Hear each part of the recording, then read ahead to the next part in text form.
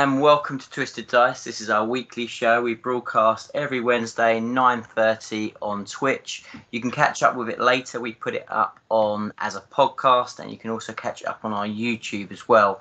But if you are catching up with this, then it's always a great place to come and join us live.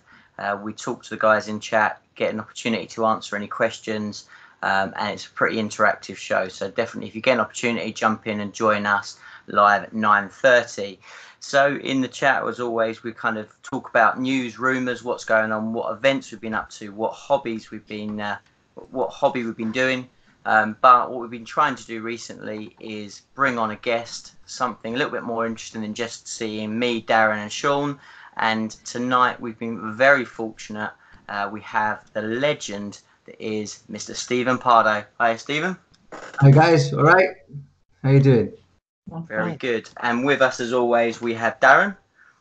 Hey, welcome everybody to the awesome Twitch stream. And back from his travels, well, not quite, because he's still on his travels, but we have been joined back by Mr. Sean Cannon. Ah, hello.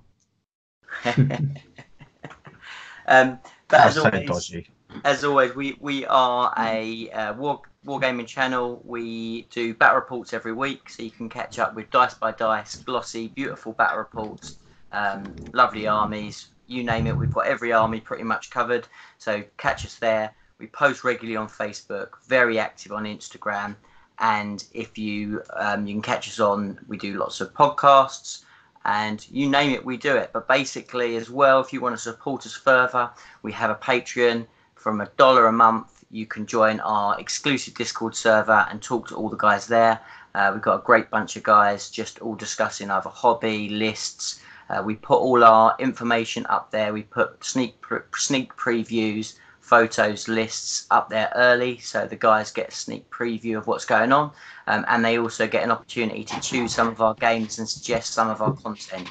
So if you're interested at all, jump in over there. If you back us at the $6 rate, then you get some exclusive twisted dice, which roll really well, don't they, Darren? They roll friggin' hot. They do.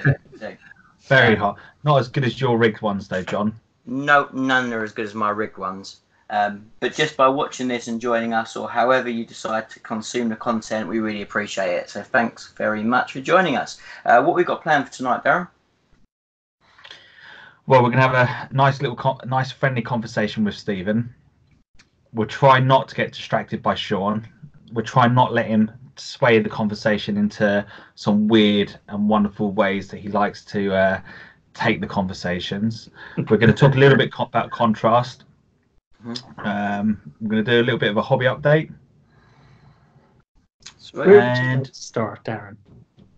Sorry, Sean, I missed that. What was that? Where would you like to start the conversation? Why don't we go around the room? Why don't we find out what people have been up to? Let's start with that. Yeah?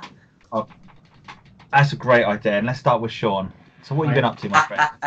I've nothing to add to this. I haven't even seen a Games Workshop in Montreal. I know it's here somewhere.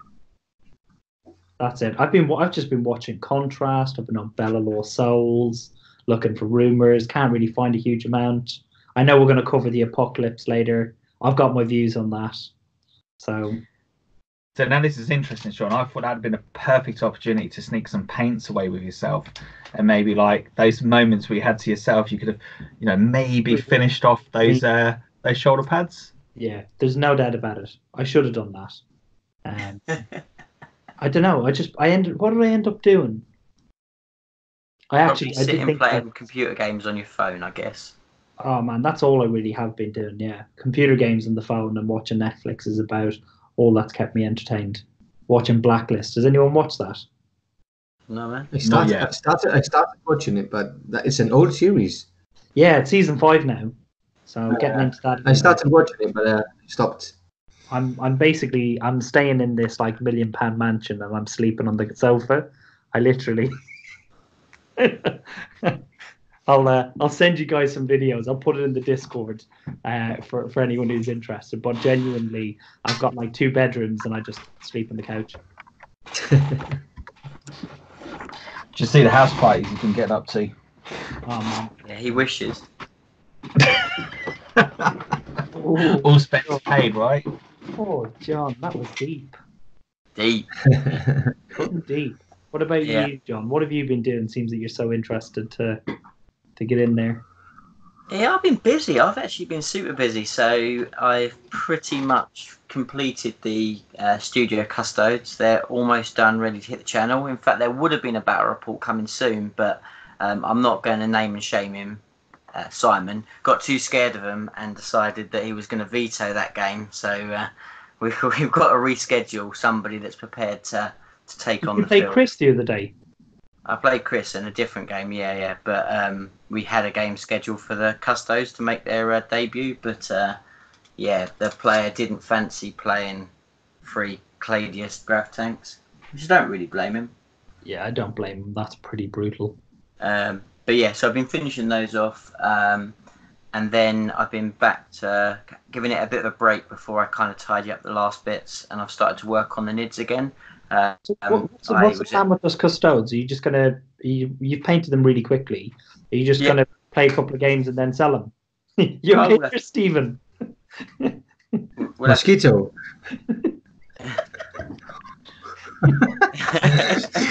Steve, we haven't. By the way, we haven't got you on camera, so you might want to just close that camera down and reopen it up again, my friend. Okay. I've got him on camera here. We've got him on the Skype call, definitely. Oh. Anyway, so while Steve's And sorting like by that out, magic, he may appear on screen. So yes, I don't know, Sean, is the answer to that. I would like to keep them, but we'll have to wait and see. I can't wait to use them on the channel, and we'll have to wait and see how we get on. I mean, the army's come out really, really nice. You never want to do something. Who's going to play those 3 grav tanks? No one. I wouldn't. I got smashed by them at Heat 1. Like, literally smashed. Darren's going to play him. How did that make you feel, Stephen? It was horrible. What, game 1? I didn't know. I had heard how good they were, but I didn't know exactly how good they were till I actually faced them. So, oh man, it was like, good game. Yeah, best game. Thanks. Well, have a beer. Well, everyone's playing them at blooming No Retreat, and I thought that was a fluffy event, Steve. Every progress picture, I see another one of them. Your fault. It's your fault since you brought the Riptide wing in 7th edition. Yeah, you're probably right. It became competitive. Oh man, there's nothing worse when you see a carbon copy list that everybody's got. Who was running them out of curiosity at Greetings? Was Conrad or Alex Harris or? No, in fact, no one was running them. So basically, there was one player that was running them, and he was doing miserably badly. I think he just net listed it, and he probably never used them. Bless his cotton socks. And I think he only won a couple of games with them, which is kind of. Why are they so good? I don't get it. They're cheap. They're cheap for what they do. They're hard to assault because they've got the -2 inbuilt. They've got long range. They've got good AP. They've got good damage. They've got a 5 inval. It's just, and they've got the fly keyword, which is always good to have.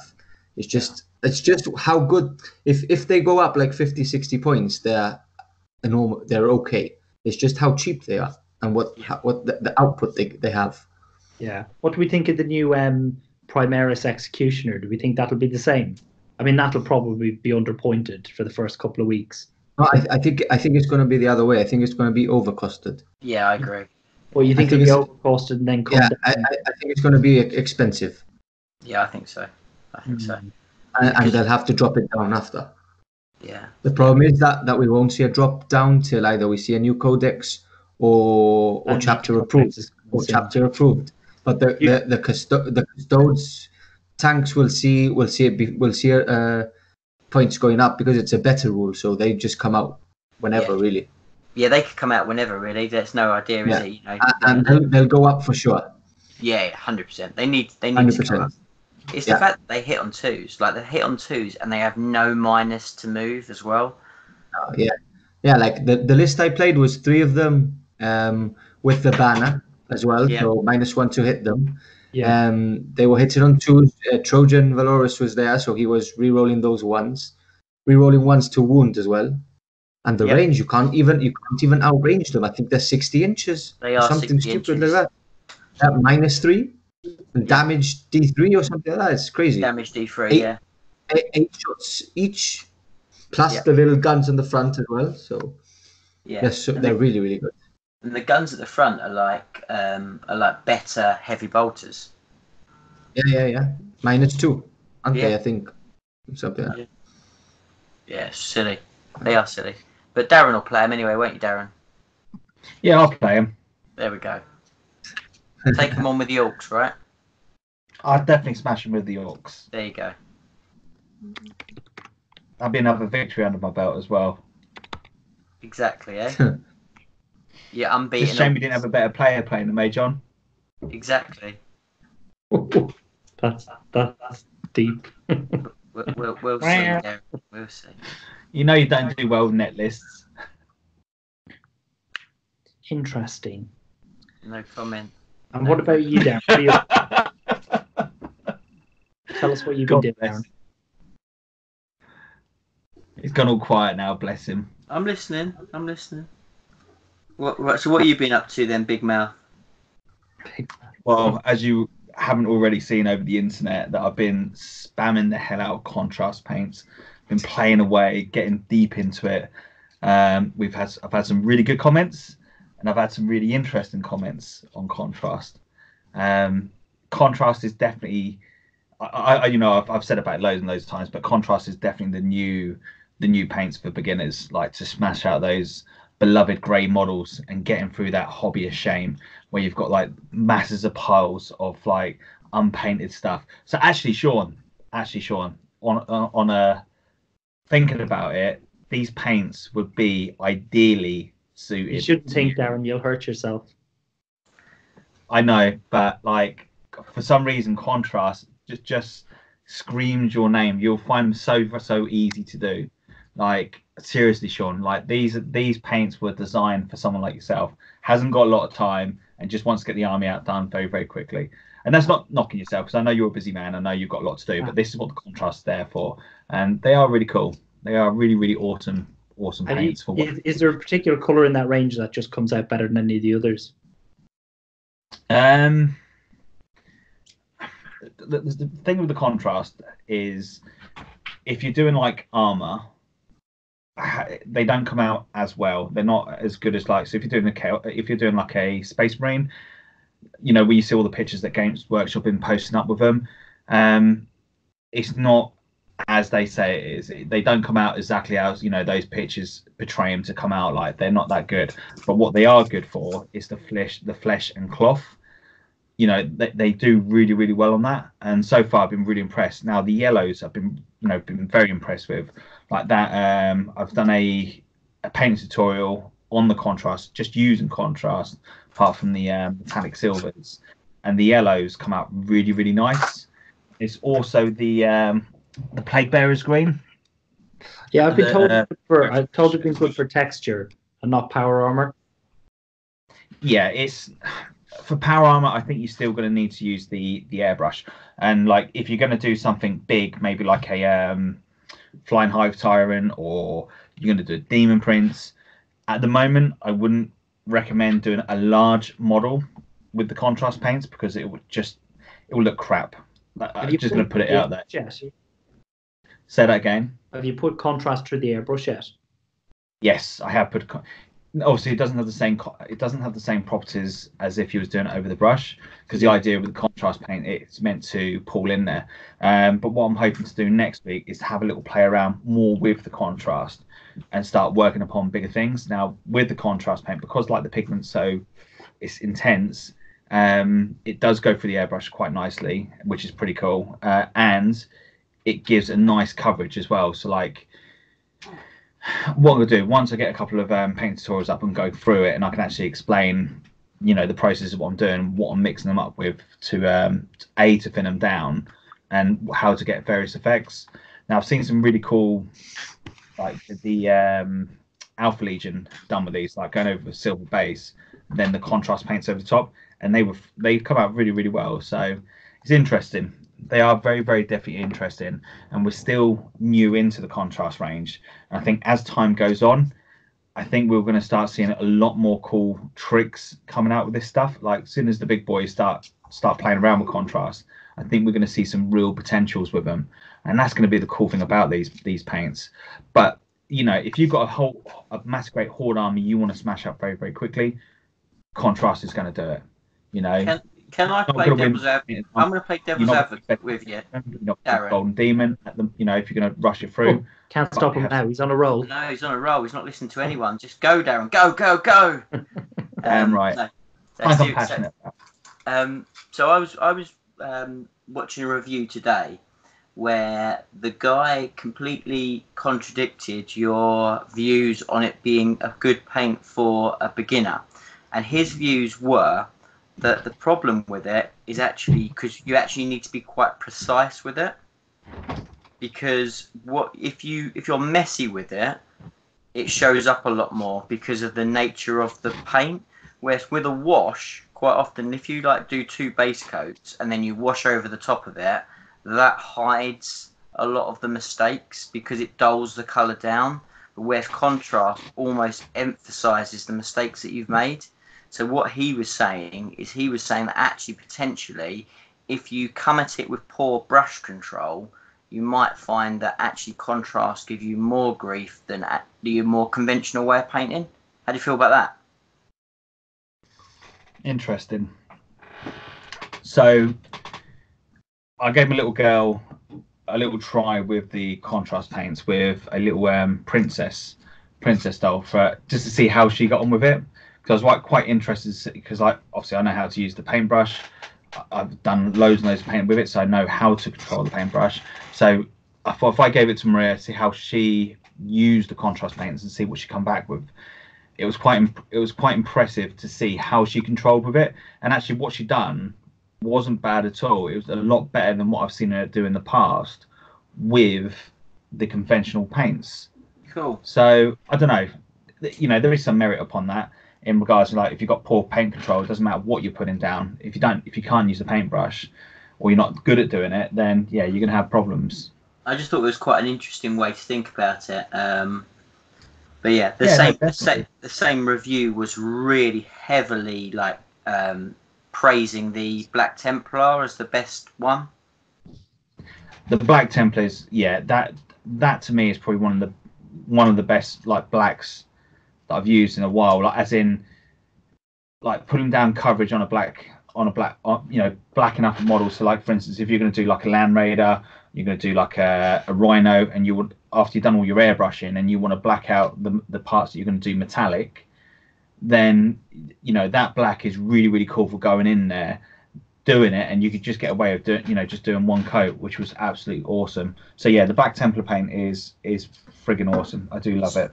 So what do you think, Steve? I mean, so obviously you're known for playing with and being around some of the most beautiful armies in the game.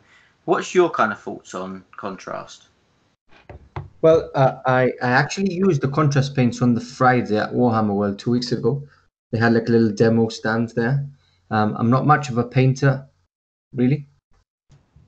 Yeah. I used to paint a lot now, and I haven't got time. I'm doing most of the work behind the scenes for the battle reports and stuff. So I think my last time I painted was maybe 5 years ago. I think it was a Chimera tank for my Ashen Militarum. So that's a long time. But I used almost them. As long as Sean. I used them, and I agree with what he's just said. It's a great start. I think it's like a base and a wash combined together in one. So at the end of the day, it just makes things quicker. The stages quicker. It's like 2 stages in one. That's what I thought of it. I'm not, like I said, I'm not the best guy to ask, but I thought, and yeah, it got dry really quickly as well. So I think we'll see it a lot on things like Orc skin and Demon skin, and maybe used a lot with Skavens. I think it would work perfect. I think I used this brown, a light brown, which worked really, really well on the model, and I think it will work great with Skaven. Skaven, there's so many models on a Skaven army that It'll just cut so much time on those models that die instantly, and you're just like taking them off the battlefield straight away, you know. Yeah. No, that's cool. So yeah, it's a good. I liked it. Good stuff. So Apocalypse. So Apocalypse seems to be the big thing that's kind of imminent at the moment, and there's quite a lot of talk around that. What we're thinking about that, guys? I'm a big Apocalypse fan. I've always been a big Apocalypse fan. I've always enjoyed it, even though I don't play it as much. Maybe I play it like twice a year. I think my last Apocalypse game was during Christmas against our very own Chris. So it was Chris against myself. I think we played like 5,000 points or something like that. Yeah. And yeah, I think I was really excited about it having a new layout and new like vision to it. But I'm really a bit like, should they have changed the rules that much? I really enjoyed the whole concept of the 40k still staying with the same rules and maybe adding like some stratagems or the whole concept of how now both players I think shoot at the same time. I think I like that, but it's basically a different rule set as well, which for people that don't have enough time and already know how to play 40k, I think it will put them off a lot of having to read new rules up and new units having new rules, and I think it will put a lot of people off that side. They're completely different, aren't they? The rules look like really different. Yeah, it's a different game. It's like Kill Team, isn't it? Almost. Like, yeah, it's a different team. I'm sure you'll pick it up, but how many times do you play an Apocalypse game? Not at all. That's the main question for me. That's the idea of these rules are meant to speed the game up, though. Yeah, but how many Apocalypse games do you play a year? 1, 2? Do you really think there's going to be people that are going to actually go into that much depth of rules to play once or twice a year? I don't think so. Yeah, I agree. I think that could be a problem. I think it's just a big cash grab. I think they need something for the summer, so they bring out all this rule pack, all kind of like, you know, anybody who's got like 10,000 points sitting at home is going to run out, buy it, start of the summer, and I can see exactly what they're going to do. You'll play like maybe 1, if not 2 games, and the next thing is it'll be Space Marines at the end of the summer. You know, big Space Marine Codex. So you're looking at June, you're like, oh, Apocalypse, and then it'll be totally off the radar. And that's all it's going to be. It should be a fad. That's why I haven't put into it. I've seen 2 of them come and go. Yeah. And I don't like talking until I actually play the game and try it out. But from what I've read and from what I've seen, they could have just let the 40k rules just put like a little package of new stratagems where if you like, you know, like the whole linked fire and the whole combined like the 3 predators together, those type of strats. If you have like more than 100 guardsmen on the table, you get an extra shot and stuff like that, little things like that. But the whole mechanic should have stayed with 40k to make more people play it. Yeah. So now, if we think about like the last time we had Apocalypse dropped for 40k, back in, was it end of 6th, going into 7th, we started seeing the formations.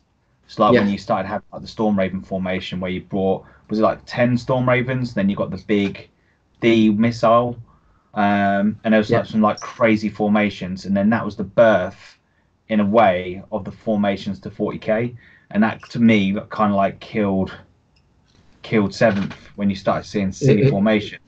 Could this be like a test bed for what we could see coming out for 8th? I don't think so. I think it's what Sean says. I think it's just something they've pushed in the middle of something big that's coming out, like a Space Marine Codex or something like that. It's been really quiet in the rumor mill as well. We haven't heard anything. Yeah. So I think it's just something in the middle of something else that's always gets sold. Any hobbyist is going to go and buy it anyway, even if they don't play it. There'd be loads of people running out there, and they'd be spending the money. They'd be looking at that new Space Marine, or not the new Space Marine, but they'd be looking at the big deals, and they'll be like, "Oh, I'll go buy that." And then what they end up happening is that it just kind of falls to the wayside. Do you know what I mean? Like all those Primaris Marines probably won't be the new thing for the next like year and a bit. You go buy it, you build it, and then the next thing is you got to go and get like 5 or 6 new units that they're going to drop a month. And how many bundles of those Apocalypse bundles they're gonna sell? Loads. It's going to go off the shelf. It's a really, really good price. So even if you don't play Apocalypse, you're gonna buy those bundles. Yeah, that's the 100%. exciting thing I think about it. I think that's really exciting. Yeah.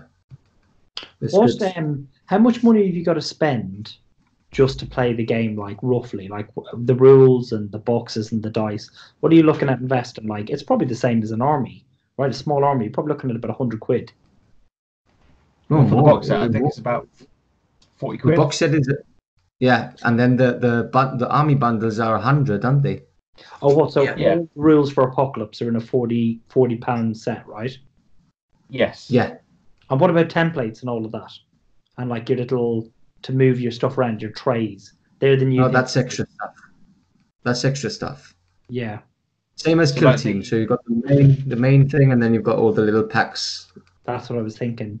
And if you've got the interesting about the movement trays is that could be really, really useful in 40k. Granted that you could probably get cheaper movement, MDF trays from various different companies, but I do like the idea of the movement trays.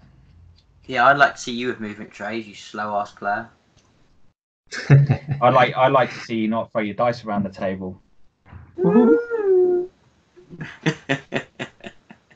Interesting. A new Roid Rage.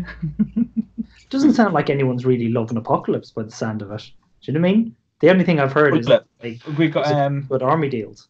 We've got a Apocalypse game set up on the 14th of July down by my local gaming shop, which is the Old Vape shop in Leighton Buzzard. So if anyone's near there and wants to get involved with it, check us out on the Facebook group. Have set an event up for it. So that to me is going to be my first game of Apocalypse to see, how it goes. But I tell you what would be cool is the chance to actually chuck the Titan in, my little Warhound that's been like gathering dust for the last I don't know how long. Yeah, if I can get down there, I'll come along. I'll bring Tiny. Do you see that? That'd be pretty cool. If I can. I'm Just not see sure. everyone's faces It's pretty now. busy, but if I can, I'll get down. That'd be awesome. That would be awesome. See some big toys coming back to the table, and I do miss that. Seeing some of the bigger toys. I never really felt like they got the Apocalypse right for this edition.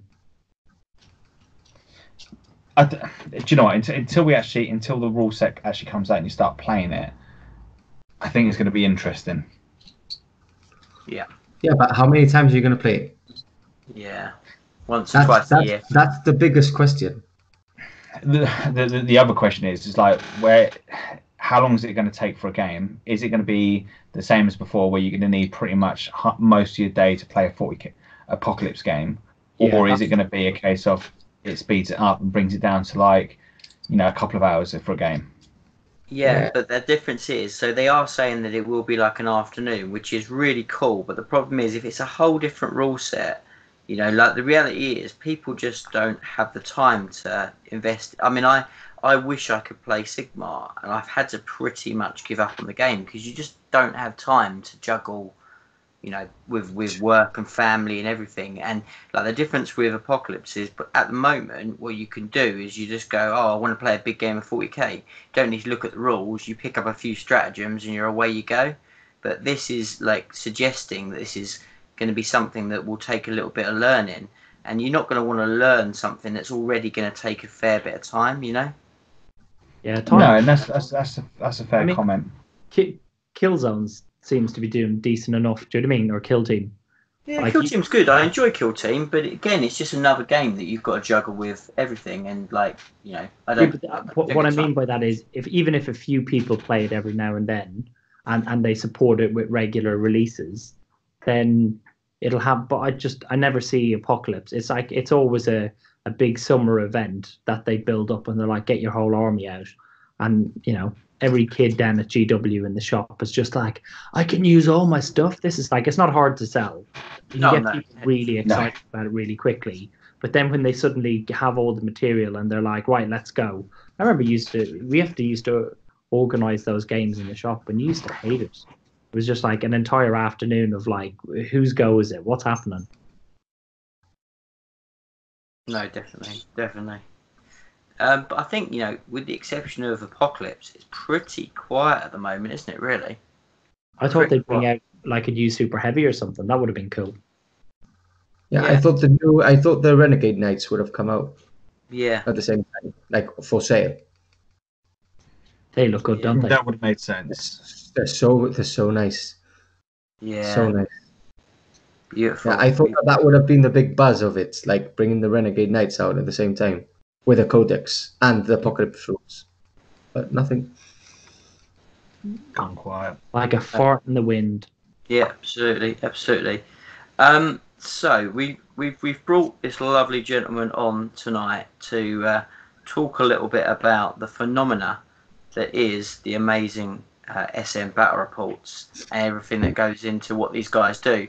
And we've got a load of questions, but we've got Sean in here, so where these questions will go, nobody knows, and we'll probably kind of go around it in a roundabout way. But if somebody's not kind of heard of SM battle reports and what you guys do, could you give us a bit of a rundown on what it's all about, Steve?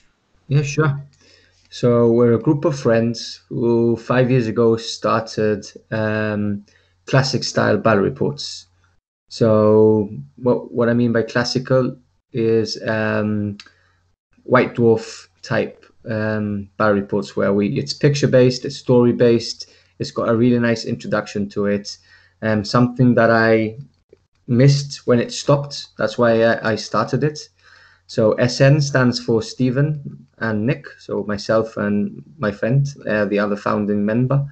And yeah, we've been 5 years doing as many classical battle reports as possible. And of course, we started our events 3 years ago. We started with the exclusive No Retreat, which all three of the guys on the live stream here with me have been to. I've been invited to it. It's an invite-only event, so people have to apply.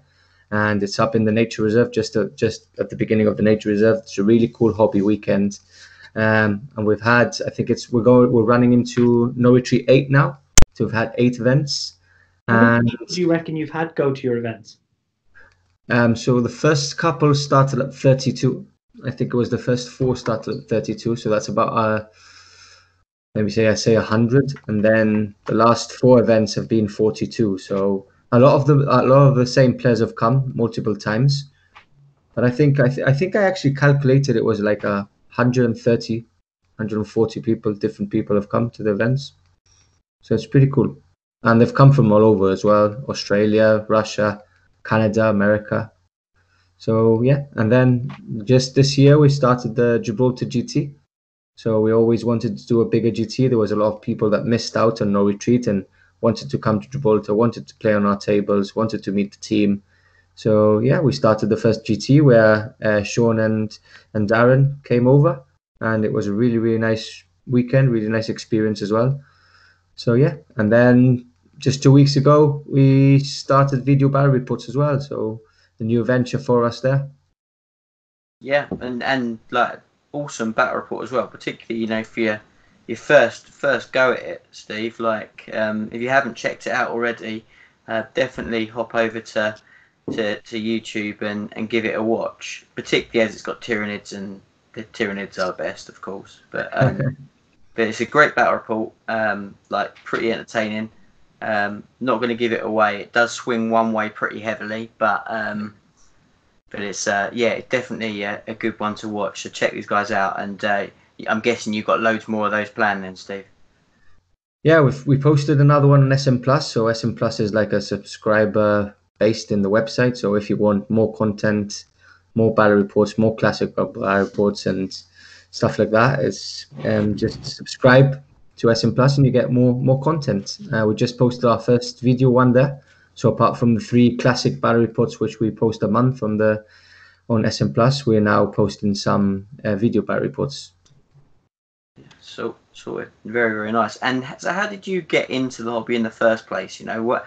Obviously, this is SN sort of came about, and like you guys are doing something very different from anybody else is doing. But how did you kind of get into the hobby in the first place?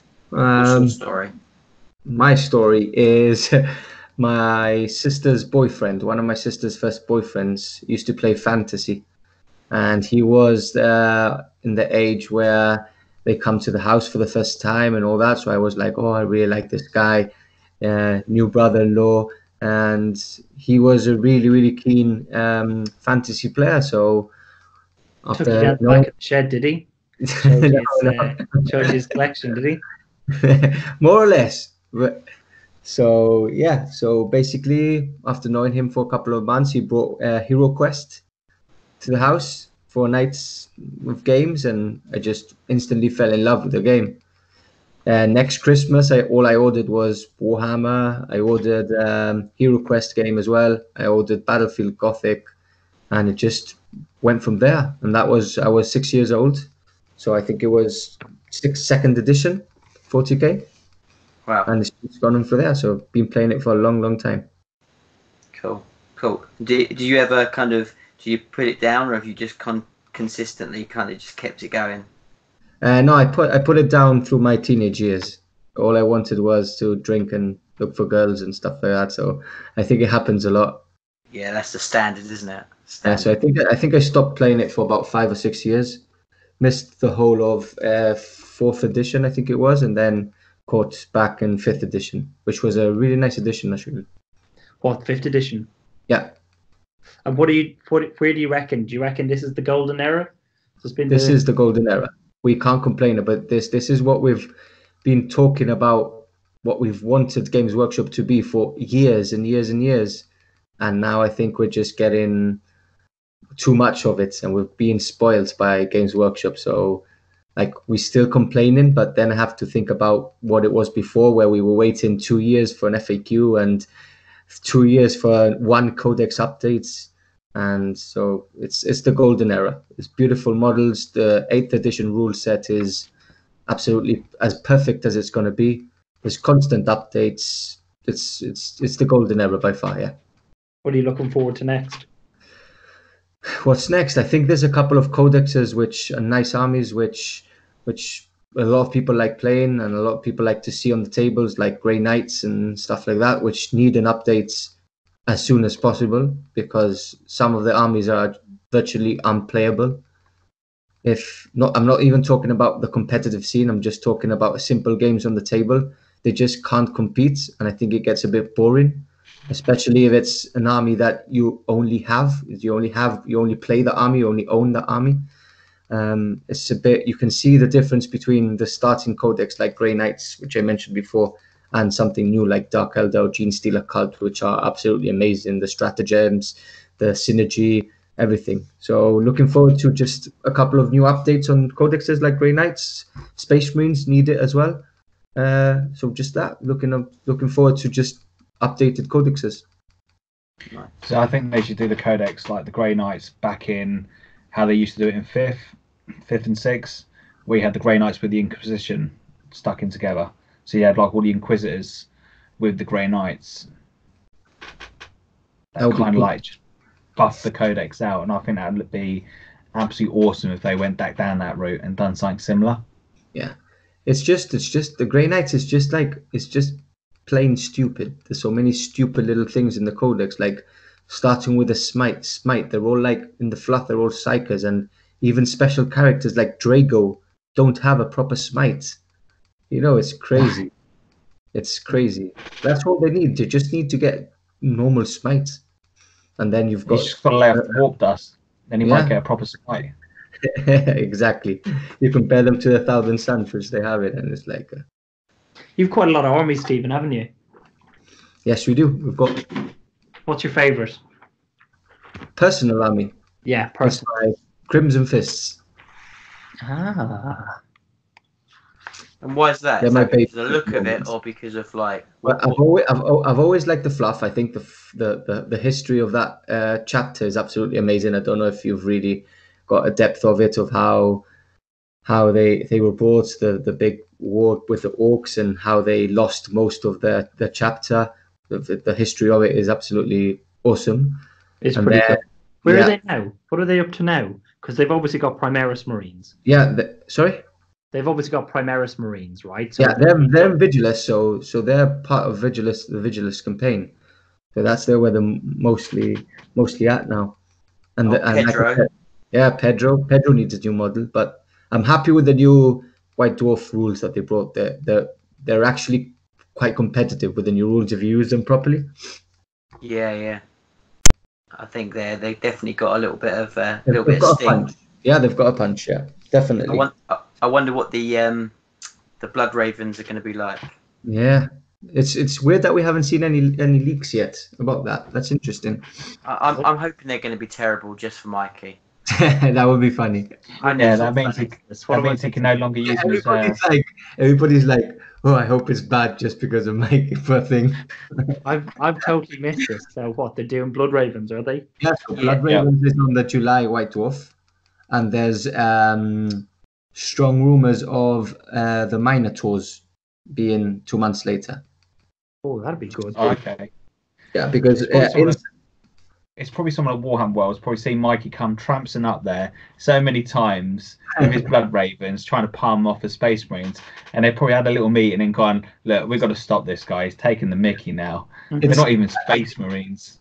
I think it's a good idea to give Blood Ravens like proper stuff. They're well known even for the like gaming computer games as well. Everybody knows them from Throne of War and stuff. They're like iconic, aren't they? Yes. Yeah, well, they have a model, don't they? They have a specific model for them, so. Yeah, they do. Their character guy. Yeah. Gabriel Angelos, isn't it? Gabriel Angelos, yeah. It's cool. Gabriel Angelos. And then he came back to Terminator armor, and then they got rid of that. Yeah. So I haven't played the third edition. I haven't played the third one, but the second one, I always just end up turning chaos. Yeah, I don't like playing the good guys. It's not my thing. Not my thing. Cool, so what's your favourite army that you've ever seen at any of your events? And this is a horrendous question, which is terrible. But you must have a favourite. You must have a favourite that you ever seen. Favorite? No, but I can't. Ticket sales are dropping as he speaks. Honourable mentions. I can give you that. It's not Sean's, I'm guessing. No, Sean, no. Sean bought some taped up drop pods. Yeah.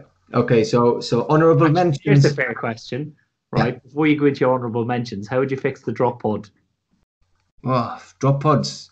I would just give them an extra inch when they come in. So 8-inch charges when you come in from a drop pod. Same points as what they are now, which they're expensive.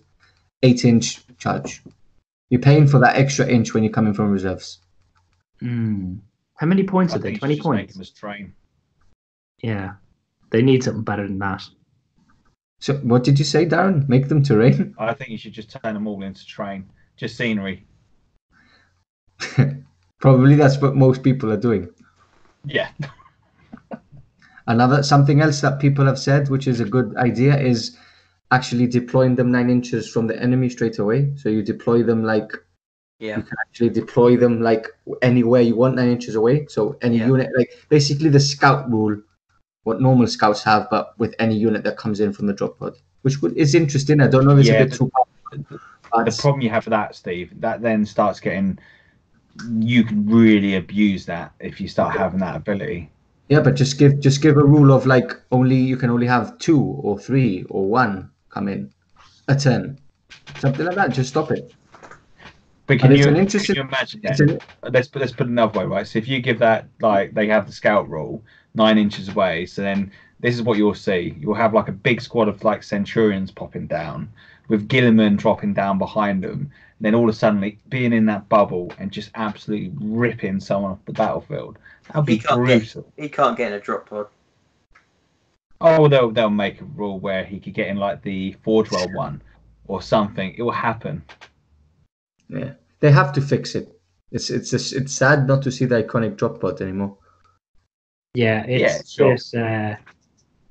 depressing. I've got about 5 or 6 of them sitting at home. Every Space Marine player has them from that formation. What was it called? Skyhammer. Skyhammer Annihilation. Yeah, everybody has at least 3 for your grav to pop down. Hate that bloody thing. I think the next Space Marine Codex though will be a Primaris Space Marine Codex. So I think Scouts are gone.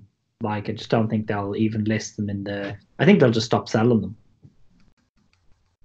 They look weird. I'm not sure. I'm not sure. Anyway, back to the question, Sean. Mr. Oh yes, the honourable derailing the conversation as always. So honourable mentions. Look at Darren chewing his lip there. God, he's got an honourable mention. Look. I think one of my My favourite finger's is hovering over the disconnect if he doesn't say the right army. one of my favourite is probably Stuart Headley's Necrons. I don't know if you've seen them before. Yeah. Oh, the non-metallic silver.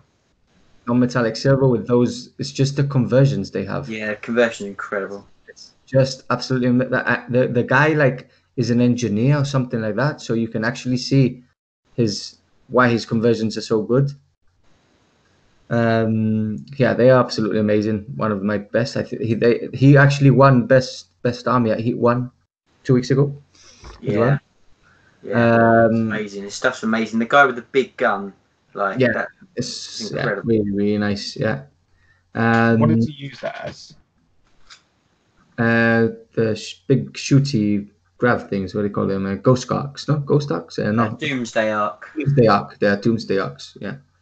Yeah. Yeah. It's exactly the same model. It's the same gun and everything, and he uses a lot of the parts of it. Just molds them so it looks different. Liam Hearn's white scars. They were special. Yeah. They were really nice. With him coming up soon. Yeah. Really nice, especially his whites. His whites are beautiful. Mm. Who else? Corsten Zelda. I think it's really striking. Maybe. I mean, First time. he loves the toothbrush, doesn't he? And They're striking. The first time you see them, they're really, really cool. what else does he paint apart from Eldar? Oh, he He's did my painted Titanic. Custodes are lovely. He's painting custodes now. I shouldn't say too much. He did an amazing job on my Titanicus. He's painting custodies now. Black custodies. Who for? For him. I'll have to have a word with him about that. They look really nice. He's done a really awesome marble effect upon down the panels, and they look really awesome. Yeah, really cool. I still got a massive soft spot for Jussie's Harlequins. Oh yeah. Okay, there's so many. I'm thinking now, and there's too many. I think they were all my. I love that palette. Justy's Harlequins. Yeah. Nick Goddard's Harlequins. Moscardini's Blood Angels. There's just so many. It's hard, right? There's so many. Yeah, I haven't got a favorite. There's just so many. Do you think the standard's going up or just like maintaining to be amazing? What, for no retreats? Yeah. Yeah, you're in the group. It's definitely gone up. It's I know what I think, but I'm asking you. it's definitely gone higher than I like last year. I said I think this is it. I think it'll just carry on at this level, but this year was just it's topped it off. It's like crazy. Some of the Spanish painters that are in there are just, like bonkers. Well, as you can see, John's desperately working in the background to get his models up to the same standards as some of the others. Wow. Yeah. Well, guys, I need to go for this. I got a call to make, but I might join back in a little bit. Okay. Yeah, sure. Thanks, John. All right. Yeah. I love it though, because what it does is, it gives you a lot of inspiration as a painter. I find. Yeah. Makes you work harder, doesn't it? Yeah, absolutely. I think it's a great way to keep pushing yourself to the next level. So, yeah, no, definitely. So, where do you see, obviously you've just gone to the video battle reports now. Where do you see SN in 5 years' time? What's the master plan? There's actually no plan. We're having fun at the moment, which is the main bit. Obviously, there's stress added to it. You guys do it. There's a lot of stress in posting stuff and having deadlines, which you always have to have, especially with SN Plus, which you have to have a certain amount of battle reports on. But there's no vision to it now. We're now having fun. We're steady. we're enjoying video battle reports at the moment. It's a weird experience now to having video battle reports suddenly in. I was one of the ones in the team that was most against it. I never wanted to change from the classic style, but there was a lot of people who have for years have been asking for it, and we have the studio, we have the armies, we have the terrain. It's what people really want to see as well. So look, we're not stopping the classic way. We're still carrying on with the classic battle reports. We're just adding these videos, and yeah, we're just having fun. So staying the same and making new friends and getting as much as experience as possible. I'm happy with that. So Yeah. the team as well. I've got an amazing team. We've got Shaggy, which you guys know, which helps a lot. We've got Chris. We've got a new member, DC, as well, because you guys know Julian. So Julian's moving to UK. Is he? I didn't know that. Yeah, he's moving to UK next month.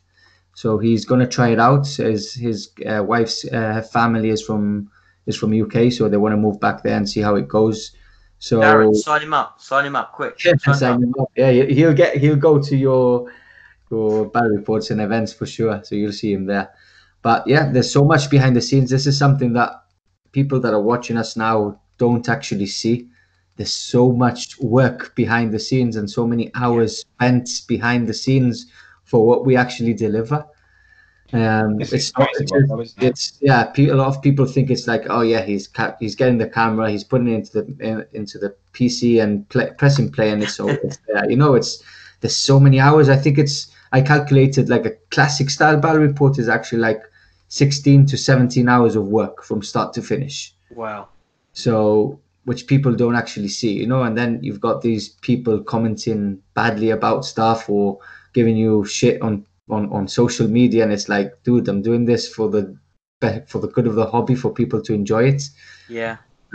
So yeah, there's a lot of hard work, but look, I still enjoy it. I've made loads of friends like you guys. I wouldn't have met you guys if it wasn't for No Retreat and stuff like that. Yeah. So yeah, I'm just happy where we are at the moment. And like I said, Julian's leaving, so we've got a new member called DC. He's an awesome guy. He's from Wales, but he's living now in Jib. He loves the hobby, plays word bearers, and actually we've filmed the report, so you'll see him in a couple of days on YouTube. Oh, that's cool. He was down at Warhammer, wasn't he? Is that right? Yeah. He came with us to Heat 1. We took him with us. And I told him, look, dude, I've got a ticket for you. You have to come. People that haven't been to Warhammer World, it's just like you have to go. Yeah. And it was a great weekend. We went down. We flew over from Malaga to East Midlands on the Friday. We got there early, played some games at Warhammer World, met some others, had some dinner, and then Heat 1, absolutely brilliant. It's a really nice event, and then flew back on the Monday. Yeah. No, it's cool. And yeah, I mean, I know, I've spoke about it a lot, and I know you have, Darren, but if you ever get an opportunity to go to an SN event, just do it, because these guys run events better than anyone else I know. And coming from a TO, I know what it takes, and it's all the extras that you get. It's not just the at the table experience. It's not just the amazing terrain, but it's the kind of the all-round experience, the build-up, a lot of the stuff that other people are doing now was very much pioneered by Steven and the team. And if you don't have the most beautiful army ever, and you can't get one, then definitely look into the future GTs, because that gives you an opportunity to get involved. Yeah. Because it's not the No Retreat's not for everybody, and I know that's quite tough. That must be tough for you guys. Yeah, it's like, I think we had 170 applications, and there's only 38 spots, because 4 of them are for the SN award winners. So yeah, the first cut, we had no Jibbos in, so a lot of friends of ours that actually play on a daily basis with us applied and didn't make the cut. So it's horrible. So this is mainly why we started the Gibraltar GT, which tickets are out in a couple of weeks' time, and we've upped it up to 100 players now as well. Yeah, is that going to be in this same event again? Same location, you mean? Yes. Different location, bigger location. Has to be bigger. Wow. So, but the standard of tables is all carrying the same. So we're again with a big investment in getting 10 more tables to that quality as well. So that's something I really wanted to do and really envisioned to. Even if it was a GT, I still wanted to maintain the same standard you would see at No Retreat. See, now that's not a cheap task to do, to get 10 tables to that standard. It's And obviously expensive. doing what we do over here, we know what the cost is, to get to a table to a nice standard. It is definitely not cheap at all. And you've got some really nice boards out there, some really, really cool boards. I think my favourite one's probably got to be the Prospero one. I love that one. And I liked how you changed it around, for the GT. We cut it in half so the two big pieces were on the sides. Yeah. I had to. Was that naturally always in two pieces to push together, or was it No. We physically had to cut it through with a wire, so heat wire. So yeah. Oh wow, that would have hurt me. Yeah, it was scary. What do you do to come up with like the ideas for your tables? Because there's basically no two tables that are the same, and they're all like dramatically themed. Yes. Like, how do you come up with like your new themes? Well, it's, as soon as I see something, I normally like screen print it and then work with. We've got different. Apart from us, we've got other commission terrain people that do it for us. So it's all about discussion with them. So I said, look, I like this idea. What do you think? They come back. And between the two of us, we design with the board. No? There's always has to be a competitive element to any board set. So we need line of sight blocking. We need it to match one of the mats we have. We need it to be to a high standard as well, for it to be playable. So there's a lot of other aspects that people don't think about, which you really have to think about for it to be useful and usable, I guess. Yeah. Did you have to change any of them for 8th edition, or have you just had to kind of like, just almost like comp them? We've had to invest a lot of money in actual line of sight blocking terrain. So a lot of the sets which didn't have any line of sight blocking, which were like old ruins or stuff like that, we actually got some extra pieces commissioned with no windows and stuff like that, or invested a lot of money in like things like crates and stuff to stack up crates which do the job. And now like it's so easy to use the ITC rule where the bottom floor is line of sight blocking. So things for the GT, we just use that rule. So we didn't have to change much in the maps that had the ruins on it. It's a good rule to have. Yeah, it's really helpful, isn't it? A lot of people don't like it, but I think it's so helpful for TOs. For TOs and for a lot of armies like NIDs and stuff like that, which need it, Yeah, we need every help we can get, mate. Yeah. Yeah, absolutely. So who's your pick for your next event then? So, obviously there's going to be a few changes between now and then, but, what army do you see winning the next No Retreat? No Retreat is different. Because it won't be NIDS. It will not be NIDS. No Retreat is different, I think. Like, you've guys been there, you guys experienced it. Apart from our missions, which is completely different to what you normally see, there's not that really, really competitive scene either. Cutthroat type thing. But so I think it's so all in the last No Retreat you've done, what list won the last No Retreat? What list won last No Retreat? It was Tau. Lewis Elms, with Tau. And his list wasn't competitive. He's just a really, really good player. And he has a lot of mixture in his list, doesn't he? Yeah, he's got a lot of movement. He's like, if you've come to No Retreat and you've actually played our missions where there's so many objectives on the table, I think you get a glimpse of what the army has to do, which catches a lot of people by surprise when they go to the first time. I didn't need to do it with my Tau, Steve. I just stood there and just rolled dice. Yeah, and shot, and just annihilated everybody off the table. But I think it'll still be the most. I think it'll still be. I'm going to tell you what. I think it's going to be Gene Stealer Cult. Yeah. So what's that? Nick. And who's taking the Nick's Gene the only Stealer Cult Gene for the Stealer next Cult one? player, right? Yeah. Nick's taking it. Yeah, it's either going to be that or either Tau or Elder, which always have the tricks to overcome any army. Yeah. No, definitely. Yeah, it's interesting. It's really interesting. I think you're spot on. Like it's a very different kind of meta because the armies are so beautiful that you can't just, unless you happen to have everything on tap, you can't react. So you've got to plan in advance. So you're not going to be playing necessarily the strongest, most powerful combination because you're prepping your army months in advance. Yeah, because exactly. the standard's so high. Yeah. So yeah, you can't. I mean, as I said, I'm going to laugh when they do put the points up of these grav tanks and all your players have got them, Steve. That's something we do, which a lot of people don't like, but I like it. Which is we don't allow any changes to the lists after FAQs and erratas.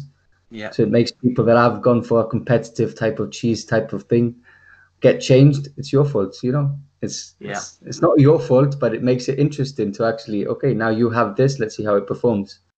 Yeah, absolutely. Yeah, it's gonna be super funny. I'm really excited.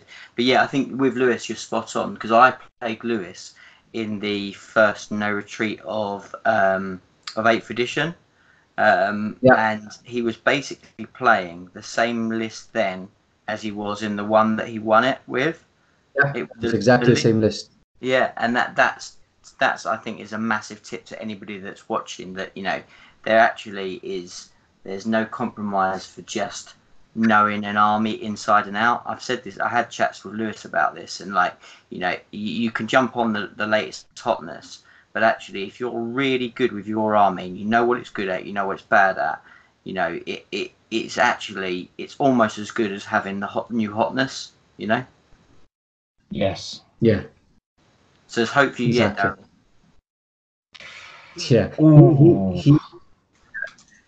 He outplayed most of the opponents at No Retreat.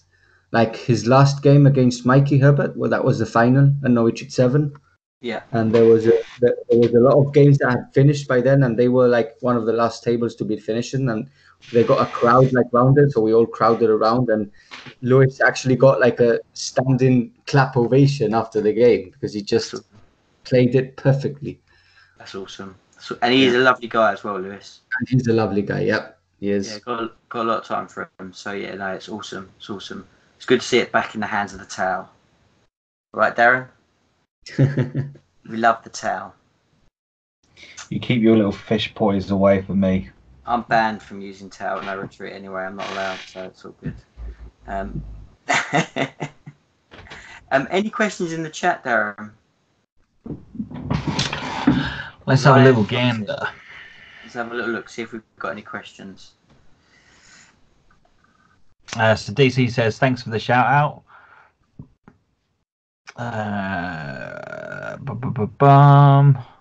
Shaggy says Tau's going to win it. Not really.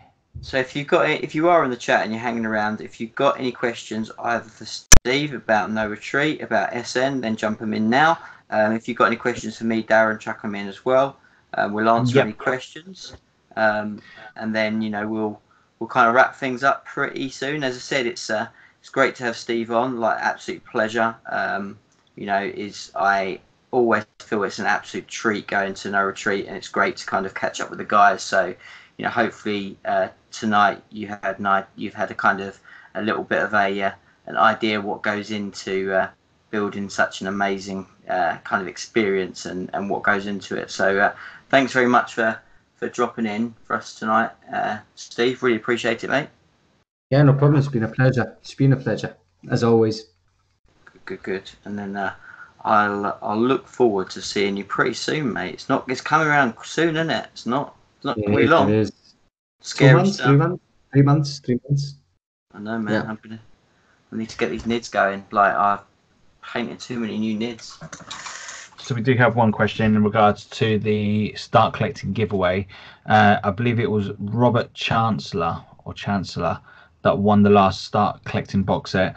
Now we should be getting his box set in very, very soon. He's selected the Elder, Start Collecting Elder. Terrible army to start collecting, if you ask me, but that's what he's chosen. And hopefully, once we're just waiting for that box set to turn up into the shop. Once we've got that in, we will be meeting up with him and hopefully getting some pictures. So once we get the box set, we'll be getting pictures and we'll be posting it up on the Facebook page and also posting it up on the YouTube community page as well. So hopefully you'll be able to get to see who actually won this one, because the chap that won it last time was over in the States, wasn't it, John? He was, yeah, and he went for Tau, didn't he, last time? That's it. So a little bit tricky, obviously, to get a picture with him with that one being so far away. But this Robert does live in the UK, so we will be getting a picture from him, and we'll be posting it up as well, which would be really cool. Excitingly, we're actually flying up on our 5K now, and when we hit 5K, we'll do another giveaway. So, so actually, I think it will probably be maybe end of July at this rate, I would expect. So, definitely, keep an eye out because we'll do that soon. And also, if you are kind of interested in getting involved in the Patreon, we're not far off kind of our target to do monthly Patreon giveaways as well. So if you like your giveaways, definitely, keep your ears and eyes peeled because we've got loads more planned for you. We want to give back, thank people for all the support that they've given the channel because it's been a bit crazy recently, hasn't it, Darren? Yeah, work, real life work and work on the channel, it's been absolutely mental. But we want to say a massive great thank you to everyone that's following us on Facebook, hitting the like and subscribe on the YouTube channel. Without you guys, we really wouldn't be doing what we're doing, and we really do appreciate all the support and all the awesome comments that's coming through on all the battle reports. And all the cool comments that's coming through on the painting tutorials as well. Absolutely awesome. And again, thank you for all you lovely guys and ladies out there that's either listening to this back via podcast, or for anyone that's actually watching this on Twitch live now. We really do appreciate it. You guys are absolutely awesome, and we really do appreciate it. Absolutely. And if we haven't got any other questions, it seems like an amazing time for us to sign out tonight. There's nothing else in there, Darren?